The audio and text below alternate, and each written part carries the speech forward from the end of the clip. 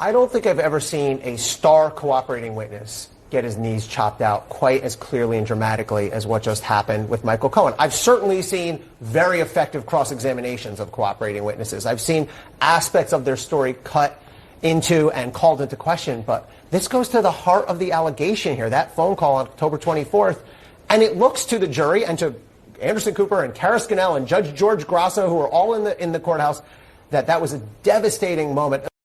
A devastating moment. A devastating moment doesn't even come close to describing what just happened in that courtroom. Yesterday's Michael Cohen testimony was the sinking Titanic of testimonies. It was the Hindenburg of hearings. It was an absolute nightmare for the prosecution, of course, against Trump. And we're going to get a front row seat to exactly what happened. You're not going to want to miss this. Patriots across the nation are rising up, just like the amazing patriots who are dear friends to this channel, and that's the makers of Old Country Soap. Made on a farm in South Dakota using traditional techniques, they only use locally sourced special ingredients, natural ingredients without the harsh chemicals that can dry out your hair and skin. Every bar includes pure and unfiltered bentonite clay that works wonders, helping to soothe and relieve dry and sensitive skin. It's known for its healing properties. It helps with psoriasis, eczema. It also pulls dirt and oil from pores, helping to clear up acne. I mean, it's amazing stuff. It works great for hair. You can use it to shave. It's safe for your pets. You will definitely want to welcome this great American-made all-purpose soap in your wonderful homes. And to make it even better, all purchases include a shower-enhancing, exfoliating sisal fiber soap bag. It's a far better alternative to store soaps, and actually very reasonably priced compared to other natural options on the market. You'd be pleasantly surprised. And of course, to top it off, it's made in the good old USA. Use promo code Turley for an exclusive 20% discount off your order, and every order will include an extra gift. Just pay the shipping. It's more than worth it, so go ahead. Reward yourself with this amazing Patriot product. You will not be disappointed. All right, let's dive right in here. So yesterday, defense attorneys for President Trump unleashed what many are calling an absolutely devastating cross-examination on the court-declared serial liar, serial perjurer, Michael Cohen, who, keep in mind, is the star witness for the prosecution. No, not the porn star. No, she was just part of the prosecution's circus freak show. The real star witness is a serial liar declared by a court to be such, and he did not disappoint. Michael Cohen completely and totally fell apart on cross-examination. Now, here's what you got to get here. Here are the stakes yesterday. The prosecution's entire case, all right? This is the rubber hitting the road. The prosecution's entire case, again, comprised of a circus of porn stars and National Enquirer tabloid publishers and Billy Bush tapes and the like. This prosecutor's case all comes down to a single phone call. It all comes down to a single phone call, and here's the key, that Michael Cohen said took place. That Michael Cohen claims took place. That Michael Cohen alleges took place. Cohen claims that he called Trump's head of security and informed him that the Stormy Daniels hush money payment was all taken care of. Let the boss know we're good. We're good. That, as it turns out, was the prosecution's entire case. You literally cannot make this stuff up. Cohen, right on the witness stand, he alleged that he called Trump's head of security and told him the payment was all taken care of. That was the sole supposed direct link between Trump and Michael Cohen paying off the porn star. Remember, Trump never paid anybody. It was the Trump organization. Trump doesn't, there's no documents with his signature on it. Trump has from what we could see, there was absolutely no objective ordering by Trump to pay off Stormy Daniels. It was Michael Cohen who paid her off. So what they're trying to do is they're saying, this is the phone call that established Trump knew it. Trump approved of it. He directed the payment.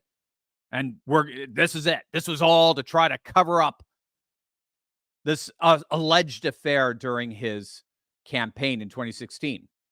So how did that alleged claim, that purported phone conversation, turn out upon cross-examination?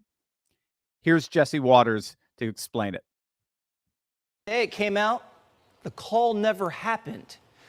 Trump's defense lawyers showed Cohen a sheet of text messages on the night he claims he made that call. Turns out Cohen had been getting prank calls from a 14-year-old and called Trump's security chief to ask if he could sic the Secret Service on him. Trump's defense attorney raising his voice, zeroing in on Cohen. That was a lie. You did not talk to President Trump. Cohen panicked, shifted in his seat, voice cracking. I'm not certain that's accurate, but the call logs don't lie. It was a Perry Mason moment. Sources inside the courtroom tell us the entire jury's jaw hit the floor. And never Trump or George Conway put his hands to his face and stared at the ceiling. It couldn't possibly get worse. Think about that. Not only did the call never happen, right? They have the objective proof. They've got the phone records from the night that Cohen claimed it happened. Not only did the phone call never happen, it gets worse. Cohen actually did make a phone call, but it was to sic Secret Service thugs on a freaking 14-year-old. I mean, he doesn't just get caught in a lie. He gets caught in a lie at the same time he's discovered trying to kick a bunch of puppies. I mean, the guy is soulless. But there was no recovering from that. Obviously, even CNN had to admit it was an absolute train wreck. Cohen was cornered in what appeared to be a lie, I think, to many in the room, and had to adjust suddenly his memory that he had just testified to on Tuesday. Anderson, let me ask you, if I can put you in the jury box, having just witnessed that piece of cross-examination, do you have doubts that conversation happened the way Michael Cohen testified on his direct examination, that he called Trump into? I think it's absolutely. I think it's devastating, for Michael Cohen's credibility on this, in this one particular topic, whether it's, he just didn't, it's hard to, I don't know. Yes, I think if I was a juror in this case watching that, I would think this guy's making this up as he's going along, or he's making this particular story up. As is Anderson Cooper. Right there, ironically, he doesn't know what to say. He got cornered. Was on this particular issue. Do you think he was lying? What particular? This is the centerpiece. This is the crux of the case. On this one issue, it looks like his credibility came into doubt. The crux of the link, the supposed link between Trump and payment and the actual $130,000 hush money payment just got shattered. There's no case now, by definition. Here's more from Jesse Waters. Testimony was a disaster. Trump's lawyer played for the jury. Michael Cohen sounding like a lunatic on his podcasts. A very different Michael Cohen from what the jury had seen inside of court. I truly hope that this man ends up in prison. It won't bring back the year that I lost or the damage done to my family, but revenge is a dish best served cold. And you better believe I want this man to go down and rot inside for what he did to me and my family. He is about to get a taste of what I went through, and I promise you, it's not fun. Jurors peered up at Cohen while the tape played. They were embarrassed for him. Cohen looked down at the ground, also embarrassed. Imagine being a juror, listening, and realize you just spent your whole month away from work, away from your family, to listen to a case in which the star witness is exposed as a fanatic seeking revenge on the defendant. The defense caught Cohen in lie after lie. At one point, the lawyer says, "Did you ever ask for a pardon?" Cohen says no. Then the lawyer pulled out a deposition where Cohen asked for a pardon. The whole courtroom just shakes their head. Now, again, keep in mind, gang, this was their star witness. This was the guy who was going to link Trump directly to a payment that Trump never made.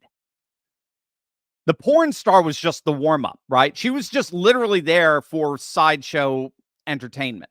This Michael Cohen, this was their star witness. He alone was going to provide the testimony that would put Trump behind bars. Speaking of, here's Michael Avenatti's take. Remember Michael Avenatti, the creepy porn lawyer, right? The once darling of MSNBC and CNN. He appeared on those fledgling cable news shows dozens upon dozens of times. They actually thought he would one day be a great Democrat presidential candidate. That tells you all you need to know about MSNBC and CNN. Now he's serving time in prison, but he took to X and wrote, quote, "Cohen's testimony is a light plane crash with no survivors. When Blanche is done with him, Cohen's dental records will not be sufficient to identify him. What a disaster for DA Bragg, the prosecution, and all those on the left who thought Cohen was the savior." By the way, I think Avenatti is looking for a pardon. Have you noticed how much he's been coming out on Trump's side of late? I think he's reading the writing on the wall. He sees 45 becoming 47, and he's hoping for a pardon, and he's getting out of prison that way. So he's defending Trump every step of the way. But I think he recognizes it. This was a plane crash with no survivors. So instead of a Cohen collapse, we can call this a Cohen crash, right? All right. So where do we go from here? Well, after the government mercifully closes its case, okay, after the prosecution rests its non-case, I should say, the defense is going to move for what's called a directed verdict. Okay. In other words, they will ask Judge Merchan to end the case before it's even given to the jury. So my namesake, Jonathan Turley, right, professor of law at George Washington University, he believes absolutely that should be the case. This should be a direct, if ever there was a case study in a justified directed verdict, it is this circus, this 3.5-week circus that we've all been subjected to. In other words, the judge should intervene and declare the defendant, President Trump, not guilty on the basis that the evidence is insufficient to sustain a conviction. In other words, it's the judge's opinion that this, whatever conviction, were a conviction to be handed down, would automatically get overturned on appeal. In fact, frankly, it goes even deeper than that, gang. I mean, as again, Jonathan Turley points out, there's still total confusion as to what crime Trump is actually being accused of. We don't even know what the crime is. Remember, the original charge was a misdemeanor of falsifying business records by claiming, again, this is Trump's accountants, guys, right? The accountants claimed that the $130,000 payment by the Trump organization to Michael Cohen for his payment to Stormy Daniels was a legal expense. That was the original charge. The original charge was a misdemeanor of falsifying business records by claiming that a supposed hush money payment was a legal expense. The problem was that the statute of limitations ran out on that years ago. And so the Manhattan DA's office had to zap this charge back to life by turning it into a felony. And they turned it into a felony by accusing Trump of falsifying the business records in order to cover up another crime. So in New York law, if you falsify business records in order to cover up another crime, then that's a felony. The problem is we don't know what that other crime is. Was it paying Stormy Daniels hush money? Sorry, that's not a crime. It's done all the time. That guy Pecker from what's it? The tabloid, the National Enquirer, said we do this all the time. This is, Schwarzenegger's doing it. Everyone's doing it. Everyone's stars literally have an account of hush money payments. It's not that it actually happened. They just don't want to deal with the bad press that comes with it. Okay, so it's not the hush money. That's not a crime. Oh, no. It was paying Stormy Daniels in order to keep her alleged affair hidden from Trump's campaign. But the problem is hush money payments are campaign expenses. It has nothing to do objectively with a campaign. How is paying hush money akin to paying a pollster or paying a campaign advisor? And to add insult to injury, how could that in any way relate to falsifying business records? The designation of the $130,000 as a legal expense, it was designated by an accountant after the election, not before, not during, after. So we don't even know what crime he's being charged for.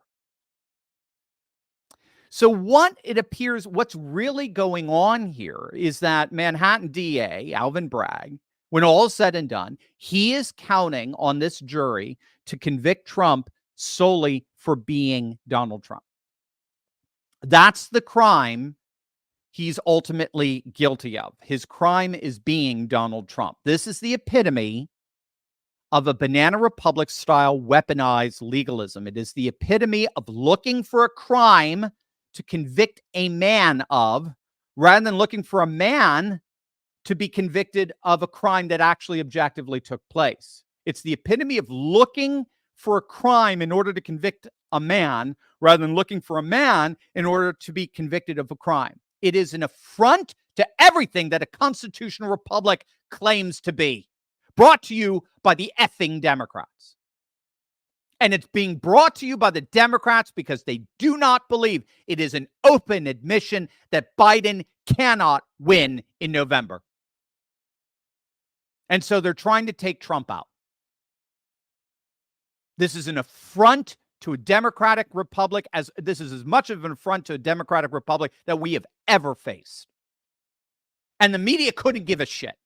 The media is playing right along with it. They're actually, Anderson Cooper is trying to find words to explain how stupefied he is at the absurdity of this case. Like Wile E. Coyote, no matter what they do, chasing after the Roadrunner, no matter what they do, every time they try to take Trump out, it only ends up blowing up in their face. So we'll keep an eye on Judge Merchan and on whether he's willing to grant a directed verdict in this obvious circus sideshow.